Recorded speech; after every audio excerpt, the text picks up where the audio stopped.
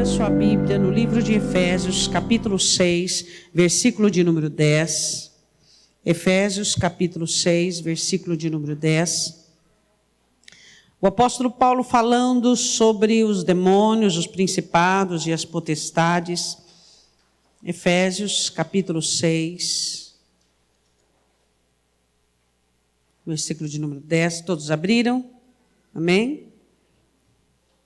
No demais, irmãos meus, fortalecei-vos no Senhor e na força do seu poder. Revesti-vos de toda a armadura de Deus, para que possais estar firmes contra as astutas ciladas do diabo.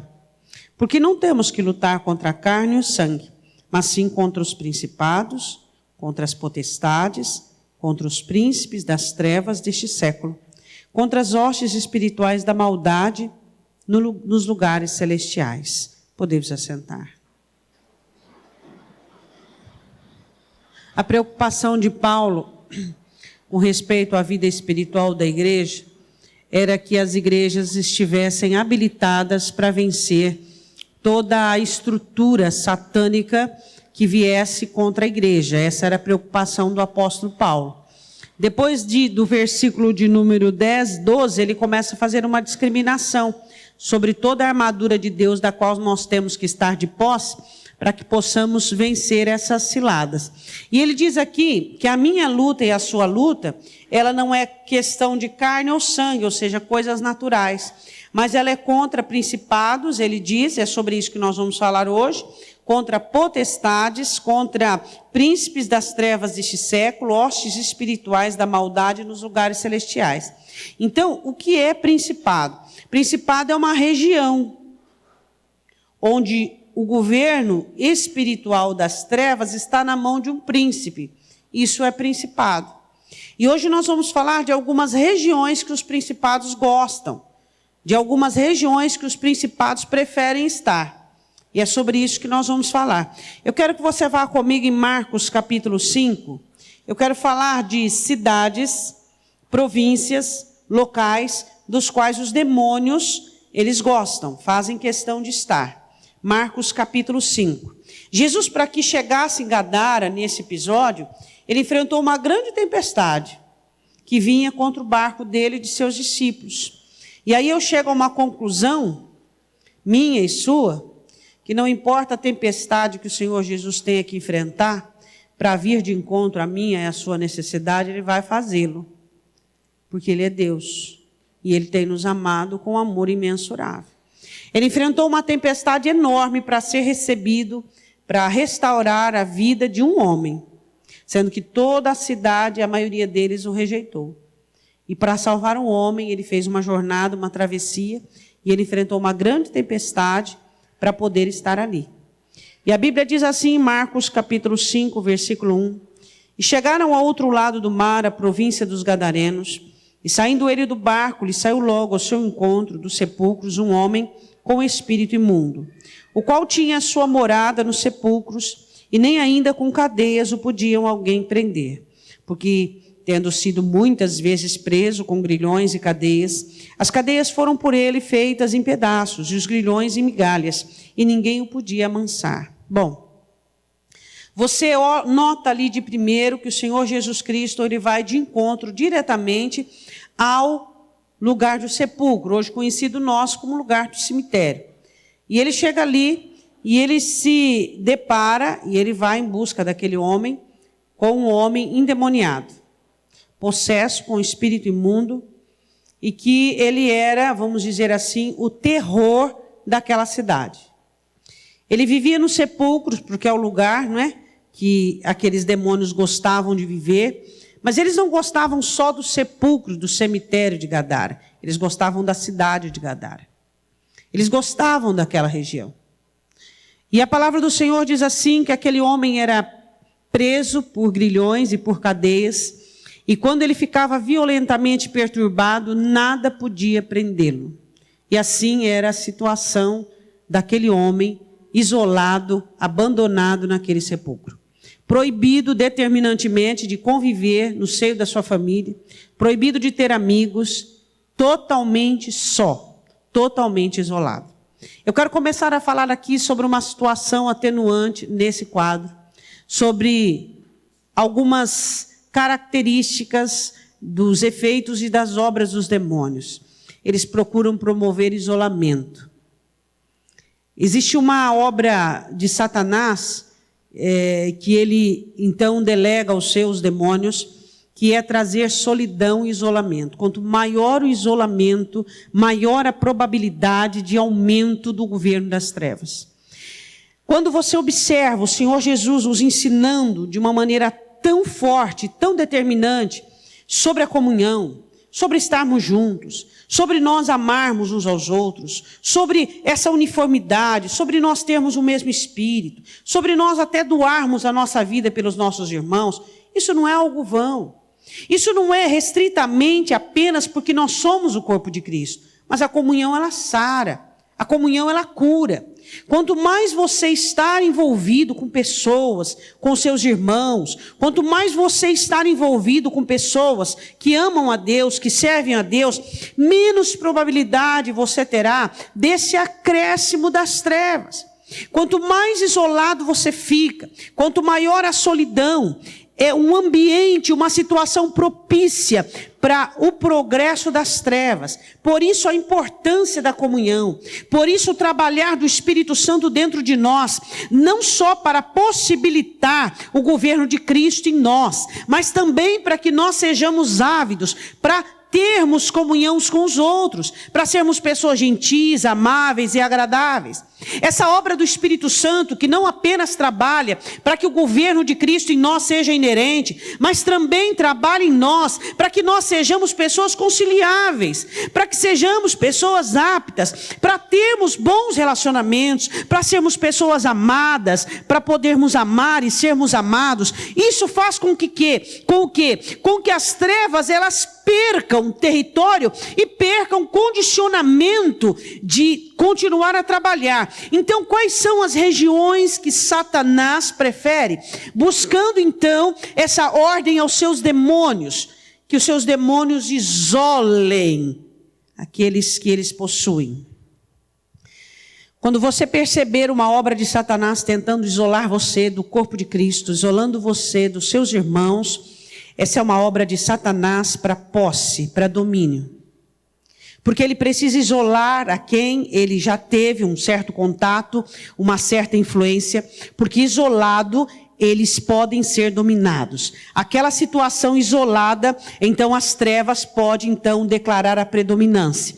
Mas se aquela região, aquela pessoa estiver em comunhão com o corpo de Cristo, dificilmente ele conseguirá algum avanço. Então a necessidade de isolamento.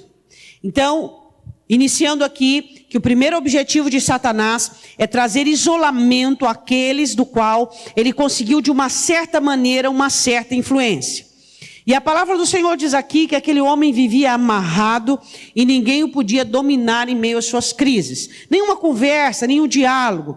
Outra coisa muito importante que você percebe de uma influência maligna é quando você não consegue dar ouvidos à razão. Você não consegue atentar para aquilo que as pessoas te dizem. Você precisa entender que quando você não ouve conselhos, quando você não se dá conta de que a palavra de Deus está falando com você, que a palavra de Deus está te quebrantando, te convencendo, e você está endurecido, impossibilitado de amansar, de mudar de posicionamento, e isso já é um avanço das trevas. Por quê? Porque nós que somos filhos de Deus, quando nós ouvimos debaixo dessa ação poderosa do Espírito Santo, quando nós ouvimos uma repreensão, uma exortação, é de imediato o nosso quebrantamento e compungir. O compungir é imediato, você já se quebranta, aquilo você já quer mudar de posição, aquilo você já quer, você já tem nojo do que você fez, você já tem aversão daquilo que aconteceu. Imediatamente você já é dominado por uma situação de arrependimento. Por quê? Porque essa é a obra do Espírito Santo.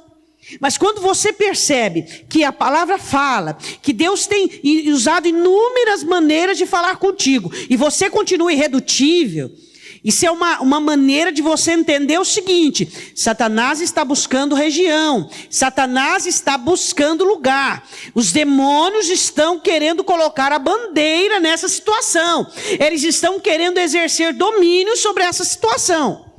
Então, quando você se pega irredutível, dono da razão, dono da verdade, sem dar atenção àquilo que Deus está te falando, sem ter humildade suficiente para você se prostrar, muito cuidado. Esse é um sintoma de principado. Ou seja, existem demônios que estão ocupando regiões. Então, você precisa prestar muita atenção nisso. Bom, continuando, a palavra do Senhor diz: e andava sempre de dia e de noite, ele não tinha descanso, clamando pelos montes e pelos sepulcros e ferindo-se com pedras. E quando viu Jesus ao longe, correu e o adorou. Prostrou-se diante do Senhor Jesus, que tem o governo e domínio sobre todas as coisas. Sabe, irmão, é inadmissível eu, como uma pessoa cristã, e você como cristão, achar que os demônios são onipotentes. Que os demônios te botam medo e pavor, ao ponto de você dizer que não conseguiu, de você dizer que foi o diabo, de você dizer que foi a força dele, de você dizer que foi o poder dele, de você dizer que foi as astutas ciladas dele, e você não entender que, como filho de Deus, Jesus é onipotente e poderoso, absoluto, acima de todas as regras das trevas, acima de todo o domínio das trevas. Jesus governa sobre todas as coisas. Aqui você vai ver o quê? Uma cidade que os demônios tinham apego por ela. Mas o porquê que esta cidade tinha demônios que se apegavam a ela? Porque era uma cidade que tinha alguns interesses, dos quais não eram o interesse do reino de Deus. Era uma cidade rica e próspera. E a Bíblia diz assim, continuando: e clamando com grande voz disse: que tenho eu contigo, Jesus, Filho do Deus Altíssimo? Realmente demônios nada tem a ver com o Senhor Jesus. Ninguém pode servir a dois senhores, ou há de servir um ou ao outro. Ninguém pode servir a dois senhores. Eu sirvo a Deus, eu sirvo a Deus, eu ouço a Deus, eu obedeço a Deus, eu amo a Deus, eu faço as coisas que agradam a Deus. Eu não sirvo a Deus, então eu estou sobre leilão, eu estou sobre uma permuta. O que nós precisamos entender: eu sirvo a Deus, eu sirvo a Deus. Então eu nada tenho a ver com o diabo, com o inferno, com Satanás, com as obras da carne, com as obras do mal, com principados, potestades, príncipes da maldade deste século. Eu nada tenho a ver com tudo isso. É isso que nós precisamos entender. Se eu sirvo a Deus, a minha mente serve a Deus, o meu coração serve a Deus, as minhas mãos servem a Deus, o meu andar serve a Deus, o que eu sinto, o que eu vivo, serve a Deus. Os próprios demônios disseram: o que nós temos a ver contigo? Ou seja, nós estamos aqui, governamos essa cidade, governamos essa alma. O que é que tu viestes fazer aqui? O que ele veio fazer ali? Acabar com o governo dos demônios. Naquela cidade? Não, na vida daquele moço. Jesus não libertou aquela cidade. Não, porque aquela cidade não queria ser liberta. Quais são as regiões das quais os demônios se apegam? Aqueles que não querem ser libertos. Aqueles que gostam de uma situação confortável e que não pagam o preço da libertação. Às vezes, para a libertação, você tem que sair um pouco da sua zona de conforto. Para que você seja liberto, você precisa fazer coisas que você vai se esforçar para que isso aconteça.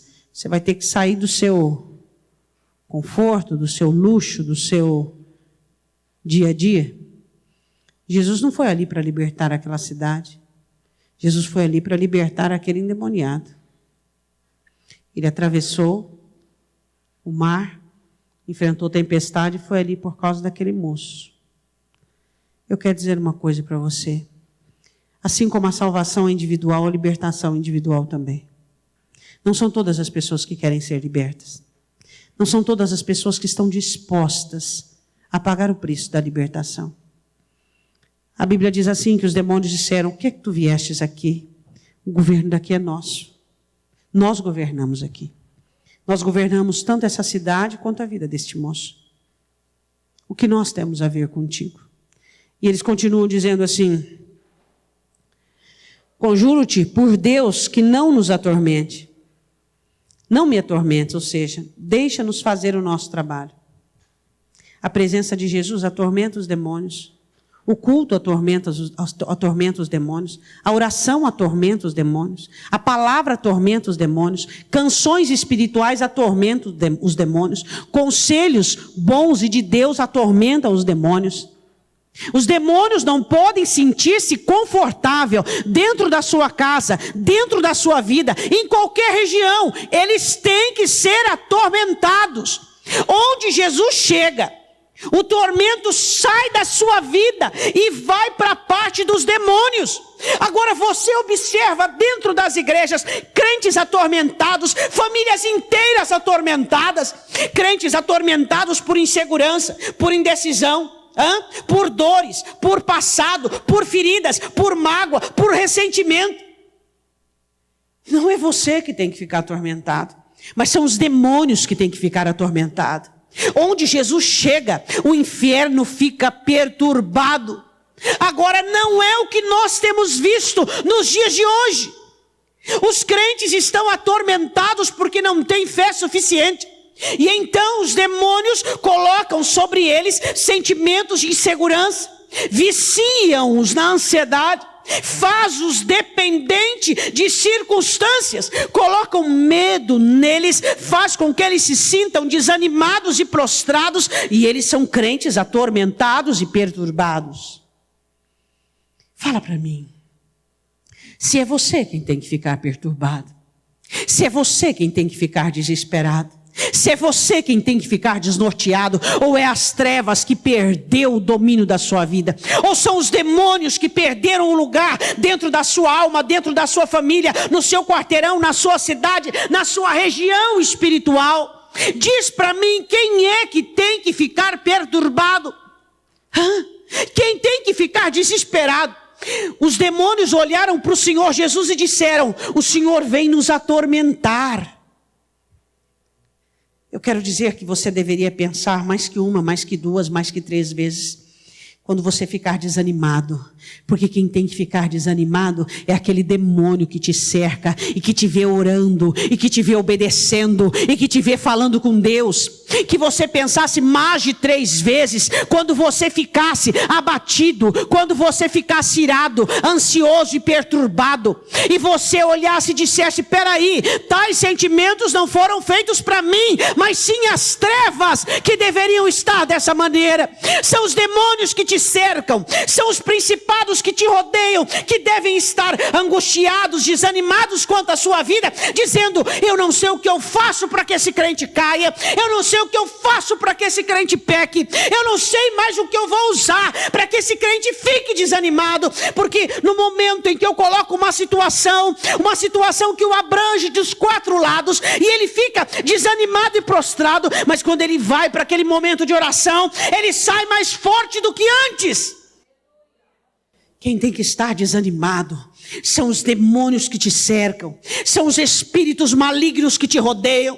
Quem tem que ficar desesperado, ansioso, quem tem que ficar desestimulado, quem tem que ficar procurando portas, iniciativas e situações, são os demônios que desesperados querem trabalhar na sua vida, mas não conseguem.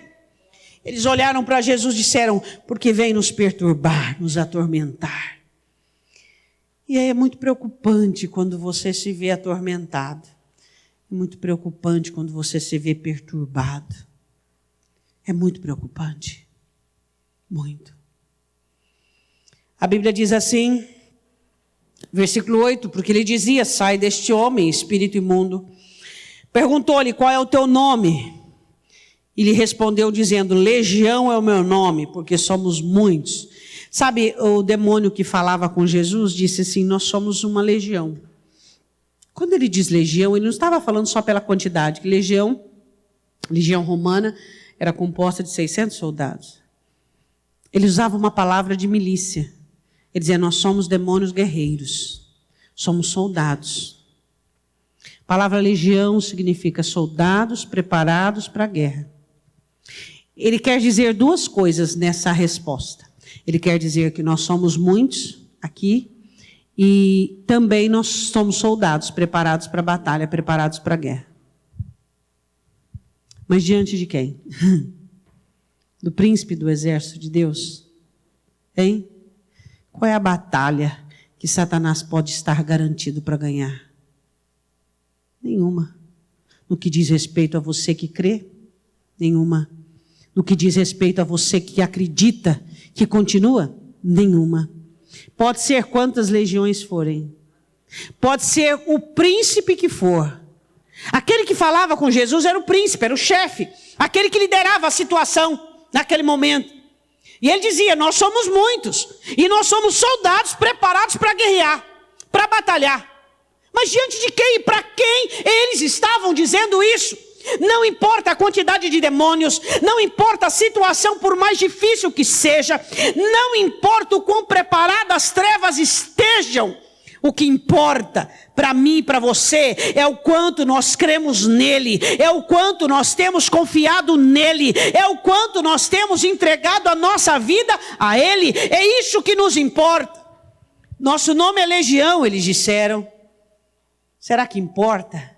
Se esses espíritos malignos que têm agido na sua vida já conseguiu 1, 2, 10 vezes? Se esses espíritos malignos já derrubaram seu pai, sua mãe, seus irmãos, se esses espíritos, não importa. O que importa é quem chegou na minha vida e na sua vida e declarou a vitória sobre os principados e potestades. A Bíblia diz assim no versículo abaixo, versículo de número 10, e rogava-lhe muito que os não enviasse para fora daquela província.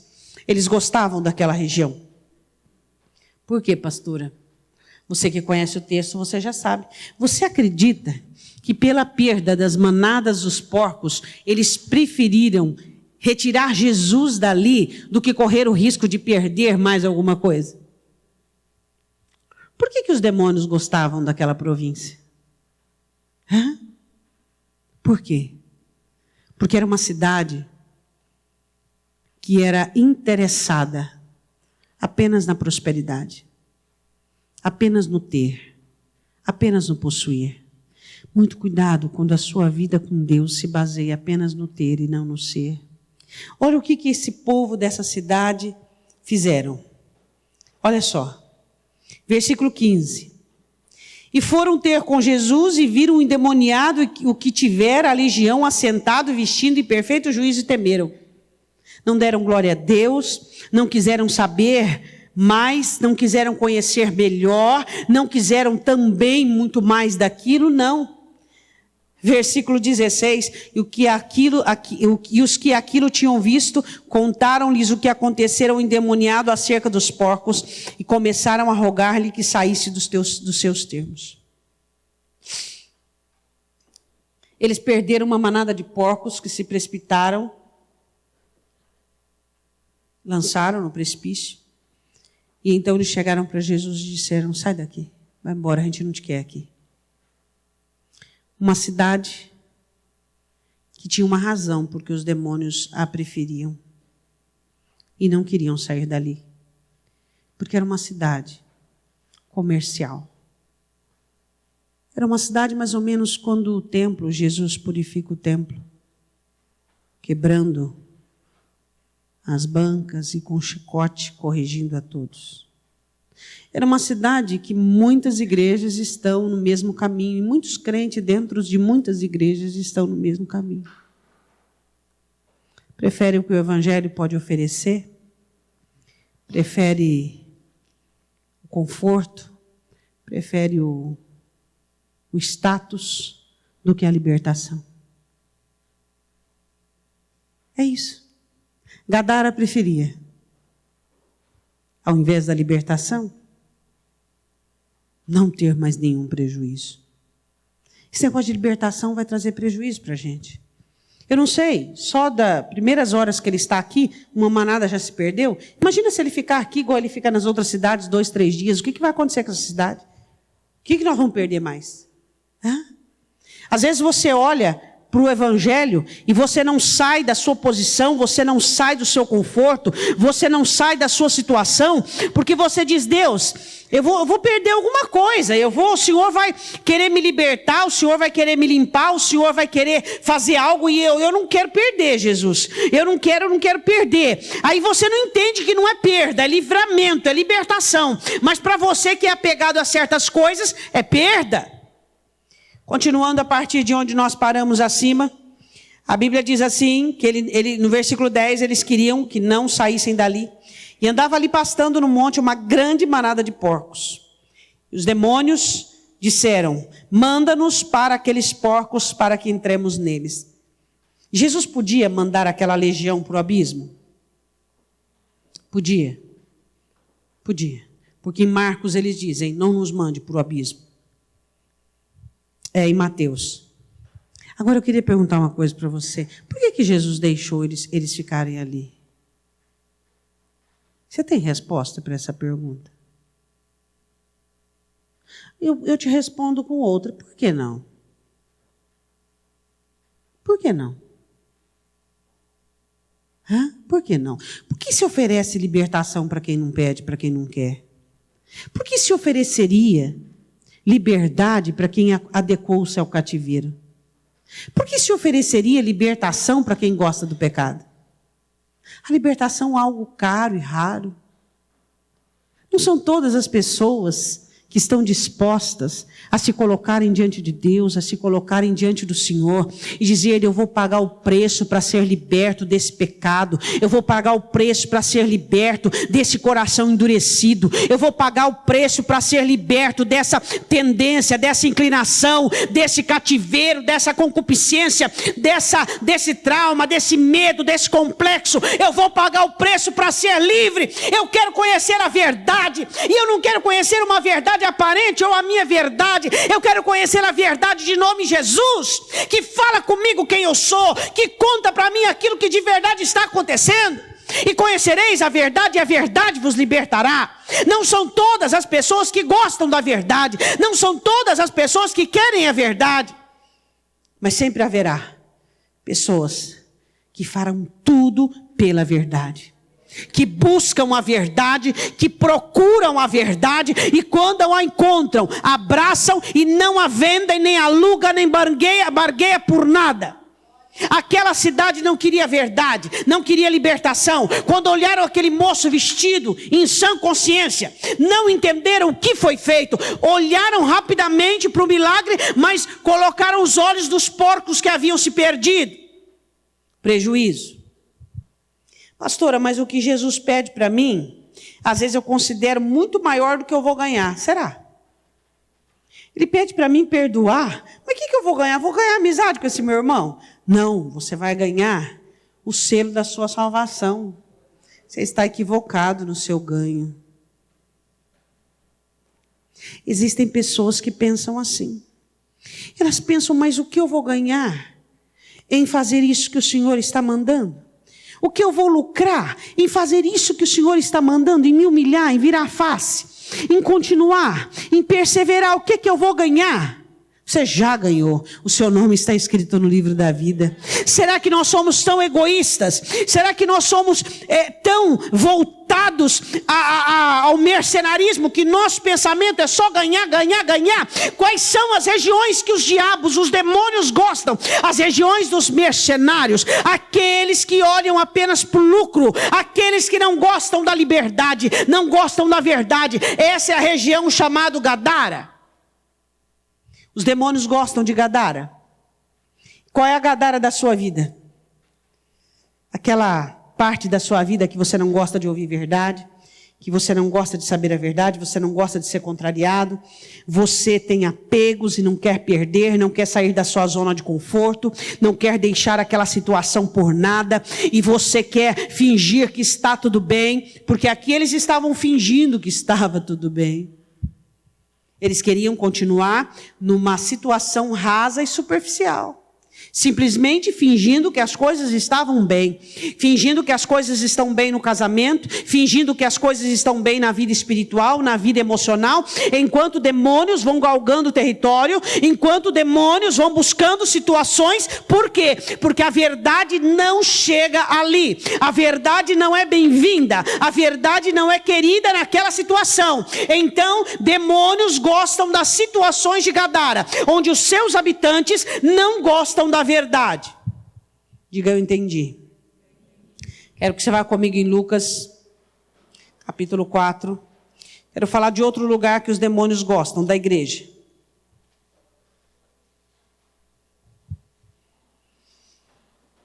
Por que os demônios gostam da igreja? Eles gostam da igreja porque é dentro da igreja que eles farão os hereges, os apóstatas, os desviados. Eles gostam também de estar dentro da igreja. E de algumas igrejas muito mais do que outras.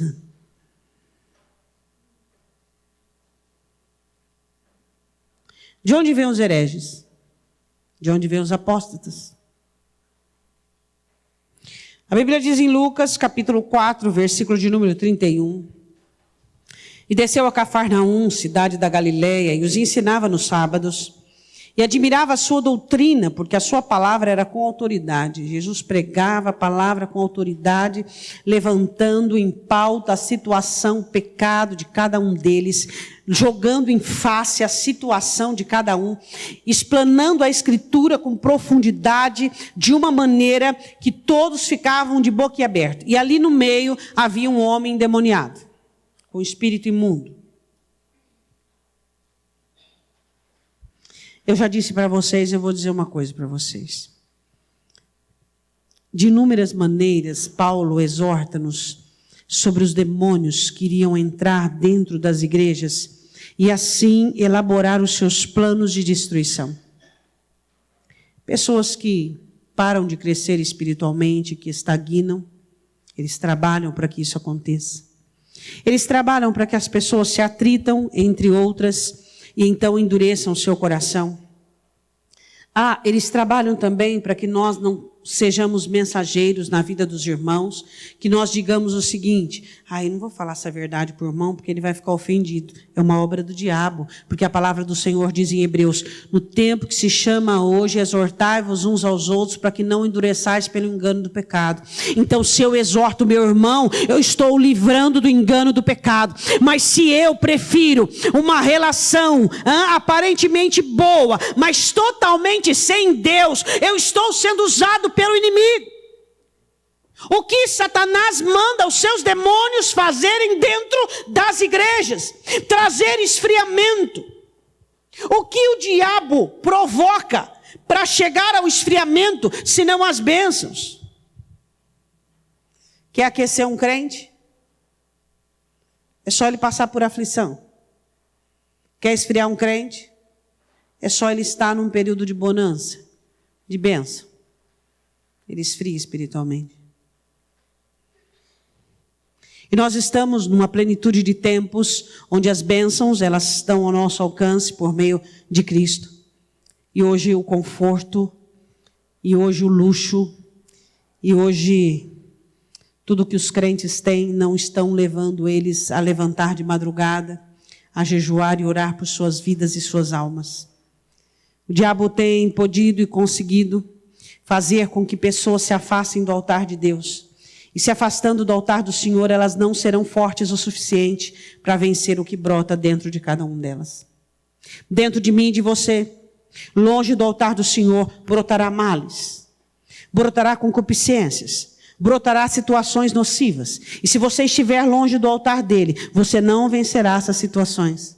Você será frágil o suficiente para poder desistir de projetos de Deus. Você será frágil o suficiente para descumprir toda a Escritura. Você será frágil o suficiente para fazer o que você, há um mês, há um ano atrás, não acreditaria que seria capaz de fazer. Por quê? Por causa da distância do altar do Senhor. Eu e você só estamos de pé, só somos ávidos para vencer as trevas, o mundo, o mal e a carne, porque estamos diante do altar dele, prostrados, ouvindo a palavra que sai da boca dele, praticando, permitindo que esta palavra, como uma espada aguda, afiada e trazendo benefícios para nossa alma, limpando o nosso coração. É por isso que permanecemos de pé. Mas se não fosse essa palavra, se não fosse este Espírito que é santo, se não fosse esse sangue da redenção, nós estaríamos destruídos. E o diabo, ele envia demônios, principados e governos regentes no meio da igreja, para fazer com que as pessoas se afastem deste altar, fiquem desanimadas de virem aos cultos, fiquem apáticas, gélidas,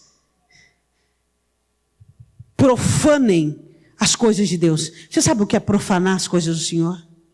Você pega o que é santo e transforma em comum. Sabe como é que acontece isso?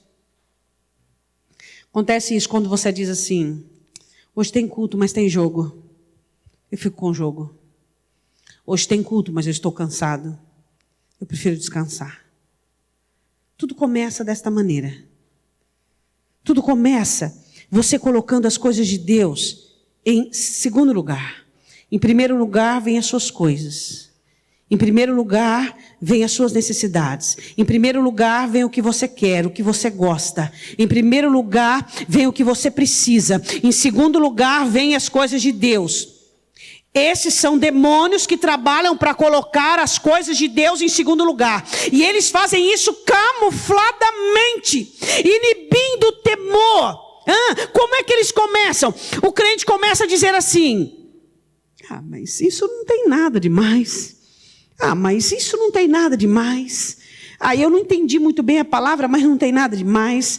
Eu não prestei atenção na palavra, mas não tem nada demais. Eu não louvei como deveria, mas não tem nada demais. Você começa a olhar as coisas de Deus, as coisas que são santas, as coisas que se reportam e se referem a Ele, como coisas secundárias, como coisas comuns. Isso é profanar. De repente você toma a ceia ou fica sem tomá-la como se fosse algo comum. De repente você não perdoa mais como se você pudesse não perdoar. De repente você não é mais fiel como se você pudesse ser infiel. E quando você percebe, você já profanou. Isso de quem que é obra? De principados, que têm as suas regiões dentro das igrejas. E se fôssemos falar aqui de demônios que trabalham dentro das igrejas, ficaríamos a noite toda e não daria a explanação. Quem que é o responsável por esfriar você espiritualmente? Quem é o responsável por endurecer você? Quem é o responsável de fazer com que as alegrias comuns do seu trabalho e da sua família sejam maiores do que as suas alegrias dentro do templo? Olha para Davi, ele dizia assim: Senhor, eu prefiro a porta da tua casa do que os palácios. É a porta da tua casa que eu prefiro. E hoje, os crentes preferem o quê? Os shoppings, o cinema, a sua televisão de não sei quantas polegadas, o seu ar-condicionado, o seu conforto, ao estar na casa do Senhor. Quem é o responsável por essas obras, se não Satanás? Se não demônios que trabalham dentro dessa região chamada igreja. E eles gostam. E eles são instruídos a isso. Eles sabem como esfriar um crente, eles sabem como endurecer um crente, e eles sabem como fazê-lo profano. Eles sabem como causar em um crente desânimo. Primeiro ele começa a fazer com que esse crente distraia com as coisas e bênçãos. Depois ele arruma um atrito dentro da igreja para esse crente. Aí ele não tem função, ele não tem força, ele já está longe, uma distância até expressiva do altar, e ele não consegue perdoar, ele não consegue a dinâmica de relacionamento, então ele esfria espiritualmente. E aí o diabo faz com que o conforto, com que as bênçãos comece a trabalhar a favor daquele esfriamento. A Bíblia diz assim, em Lucas capítulo 4, versículo de número 33. Estava na sinagoga um homem que tinha o espírito de um demônio imundo. Exclamou em alta voz, dizendo: Ah, que temos nós contigo, Jesus Nazareno? O que os demônios têm com Jesus? Pastora, mas espera um pouquinho. Se os demônios, existe alguns deles cuja região é na igreja, por que Jesus não os tira da igreja? Aí eu respondo com uma outra pergunta: por que ele os tiraria? Se esses demônios só conseguem exercer domínio e governo nos corações que são pretensos a isso, nos corações inclinados a isso, por que ele tiraria? Por que o joio ainda continua no meio do trigo? Por que o morno continua no meio do aquecido? Por quê? Aí eu pergunto com uma outra pergunta: por que ele faria essa obra? Em quem sabe da verdade, em quem conhece a verdade, mas não se preocupa com ela. Em quem conheceu o amor, quem conheceu o altar, quem conheceu o fogo, quem conheceu o Espírito Santo, quem conheceu a verdade, quem conheceu a palavra, quem conheceu o ânimo, quem conheceu as batidas aceleradas de paixão e deixou com que tudo isso ficasse no anonimato e tudo isso caísse na nulidade. O porquê ele faria a obra que eu tenho que fazer, que é me aproximar dele, que é buscar mais e mais da presença dele e da face dele. O porquê Jesus expulsaria? Ei, meu irmão, por quê? Eu quero que você vá comigo em Lucas capítulo 11, aí mesmo no livro de Lucas. Os demônios gostam de Gadara, lugares que não gostam da verdade. Os demônios gostam da igreja, provocando mornidão, frieza, apostasia, profanação. E os demônios gostam também de almas. Eles gostam de cidades, regiões, de famílias e tudo. Eles gostam de igreja e gostam de almas. Lucas 11, versículo de número 21, ele diz assim: quando o valente guarda armado a sua casa, em segurança está tudo quanto tem. Jesus denomina Satanás como um valente, porque ele é valente mesmo, né? Nós não podemos dizer o contrário, porque até Jesus reconhece a sua valentia. Perseverante, determinado.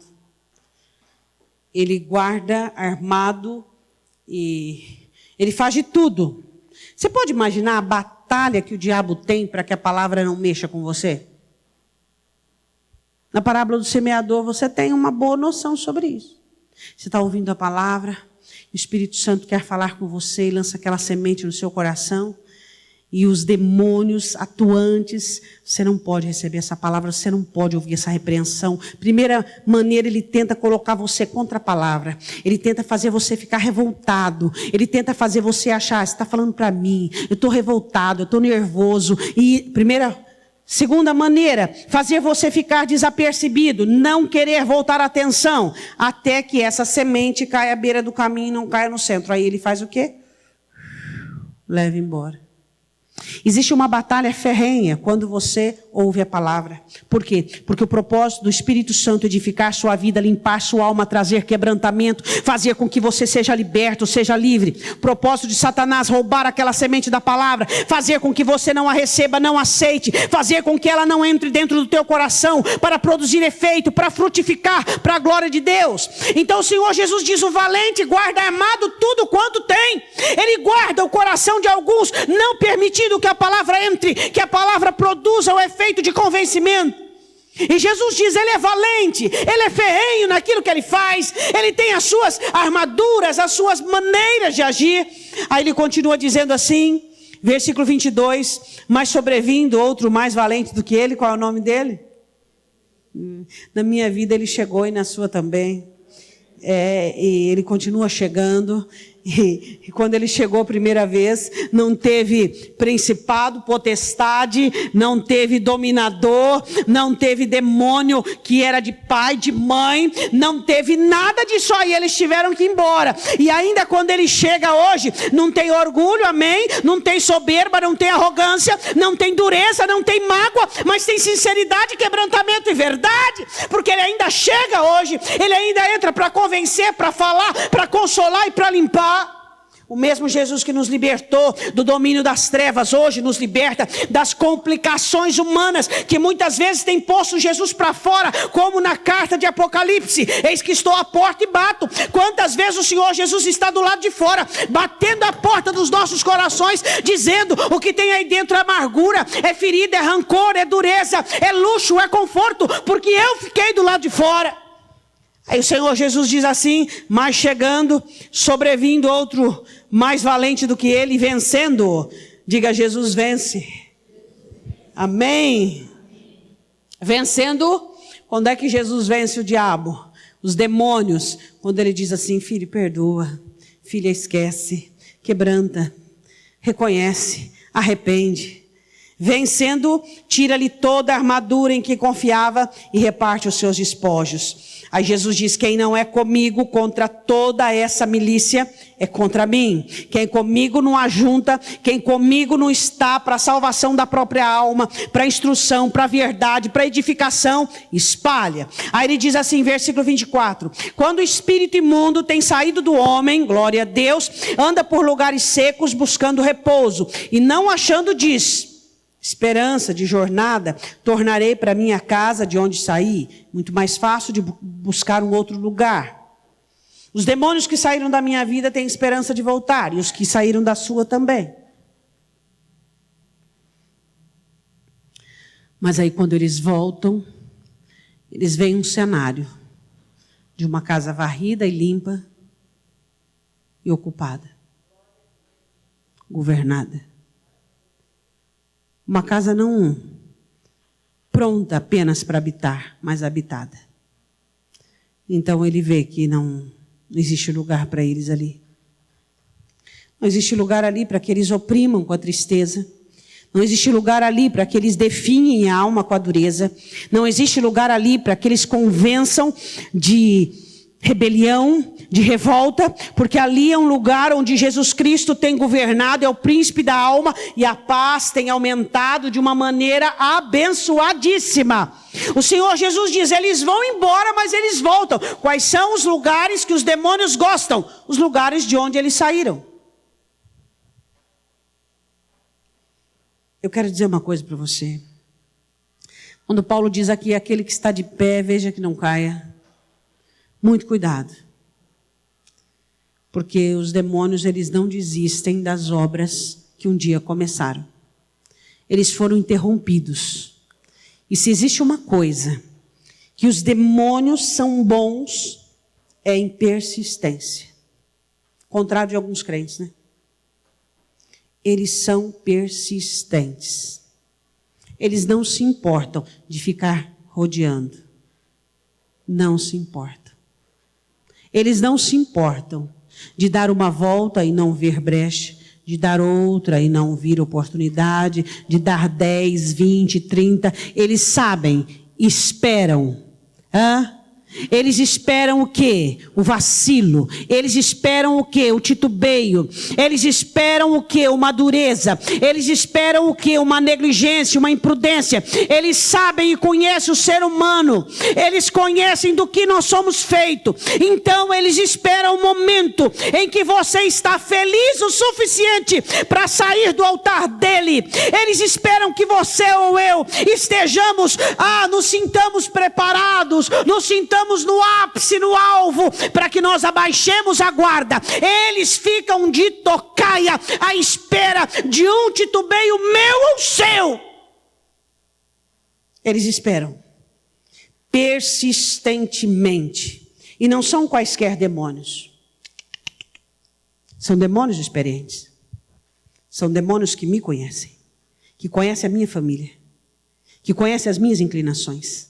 São demônios que te conhecem, que conhecem de onde você veio, que conhecem o que você fez, que conhecem as feridas da sua alma, que conhecem a genealogia da sua família. São demônios que sabem o que você não suporta, conhecem o seu calcanhar de Aquiles, conhecem a sua fraqueza, conhecem a sua debilidade, e eles vão ficar ao seu redor, bramando como leão, bravios, esperando o momento de tragar sua alma.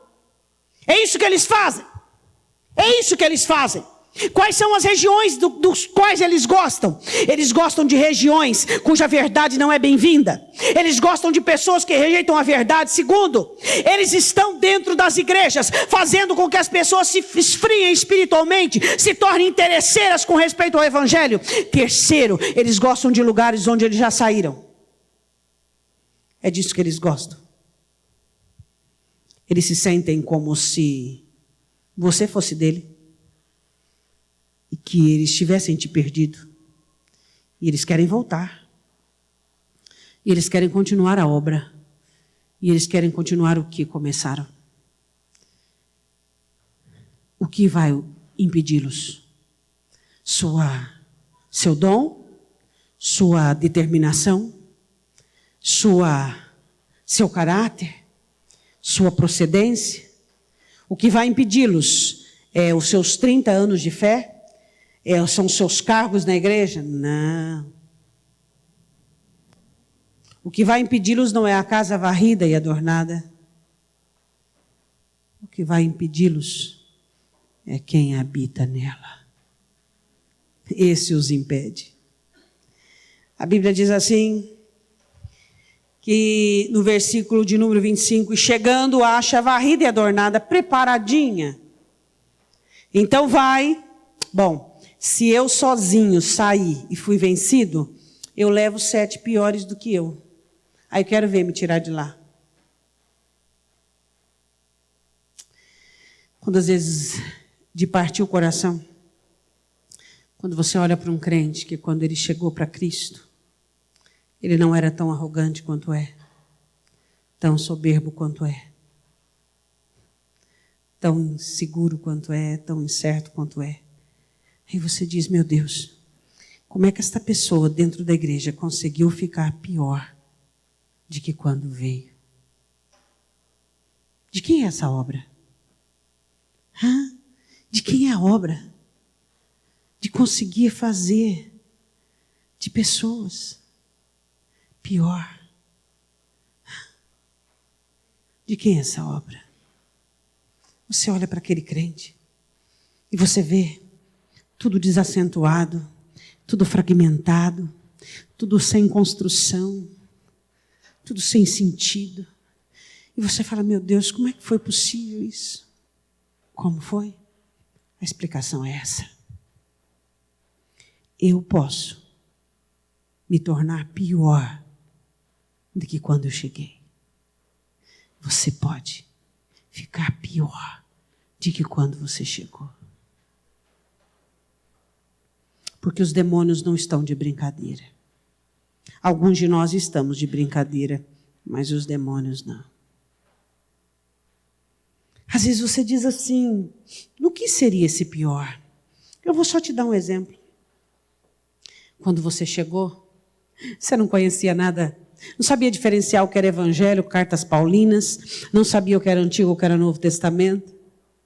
Você não sabia fazer oração, você aprendeu em nome de Jesus, tinha dia que você acertava a falar em nome de Jesus, tinha dia que você punha no começo, no fim, no meio, ou tem dia que você não punha em lugar nenhum. Hoje você sabe fazer oração certinho, você sabe discernir cartas paulinas, você sabe o que é evangelho, você sabe abrir a Bíblia. Quando você chegou na igreja, você precisava que alguém abrisse a Bíblia para você do lado, e alguém tão gentil foi e abriu a Bíblia para você, e abria, e você lia. Só que naquele tempo, meu irmão, a televisão podia ser de 1000 polegadas que não te segurava em casa. Chuva, frio, perder chave de carro, cansaço, mas não te segurava em casa nunca. Você vinha na igreja, você pensa que você sentava lá atrás, sentava nada, você sentava na frente. Você queria palavra, você queria engolir, você queria conhecer quem era aquele Jesus que mexeu com a sua alma como ninguém mexeu, que te deu o que ninguém tinha te dado, que te entendeu como ninguém te compreendeu, que te amou. Você sentiu aquele amor entrando como ondas dentro da sua alma. Você queria aquele Senhor, você faria qualquer negócio por Ele. E aí você pergunta como é possível ficar pior? É desse pior que eu estou falando. Esse pior que interessa a Deus, porque não interessa a Deus se você sabe abrir o Evangelho. O que interessa a Deus, se você abre o coração para o Evangelho, se o seu coração está cheio da palavra e cheio do Evangelho, ávido para viver, vivenciar, praticar. Se o seu coração ainda palpita por causa dele, quando canta canções, quando fala o nome dele, aquilo mexe com você, com toda a sua estrutura física, emocional e espiritual. Você ficou pior? Pastora, eu fiquei pior e não percebi. Eu não percebi. Eu estou pior, pastora. Estou pior. Não sinto mais o que eu sentia. Não sou mais esforçado e forte como eu era. Não tenho mais o entusiasmo que eu tinha. Eu fiquei pior. E essa certamente não é obra do Espírito, mas é obra de demônios. E o que eu faço? Devolve o coração para quem pode. Você não pode. Eu não posso, você não pode? Eu não posso. Mas ele pode. Devolve o coração para ele, só ele pode. Jesus volta. Volta. Mas não volta como eu quero que o Senhor fique, não. Volte na liderança, no governo, no absolutismo da minha vida. Volte para governar, volte para mandar. Nunca mais eu vou te desobedecer. Nunca mais eu vou ficar porfiando, dizendo eu não concordo, eu não concordo, eu não concordo. Não, o Senhor manda e eu obedeço. O Senhor manda e eu obedeço. Porque quando eu te obedeço, os demônios se prostram. Mas quando eu porfio contigo, eles se levantam. Eu vou obedecer, Deus. A palavra do Senhor diz assim: então vai e leva, versículo 26, consigo outros 7 espíritos piores do que ele, e entrando, habitam ali, e o último estado deste homem é pior do que o primeiro.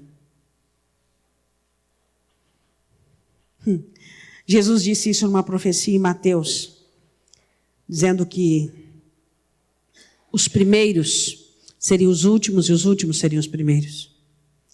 Por causa disso aqui. Jesus é o único que vence os principados, daqueles que não gostam da verdade, daqueles que estão dentro da igreja e se esfriando e daqueles que estão cada vez pior. Eu quero convidar você para fechar os seus olhos. Feche os seus olhos. Pai, em nome de Jesus.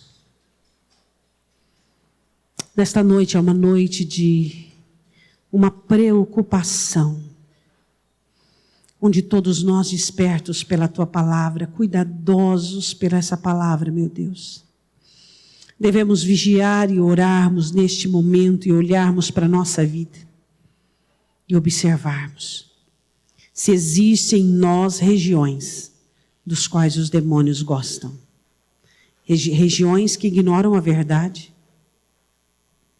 regiões que assentam e ouvem, mas que estão cada vez mais frios. E será se temos sido aqueles que temos estado pior?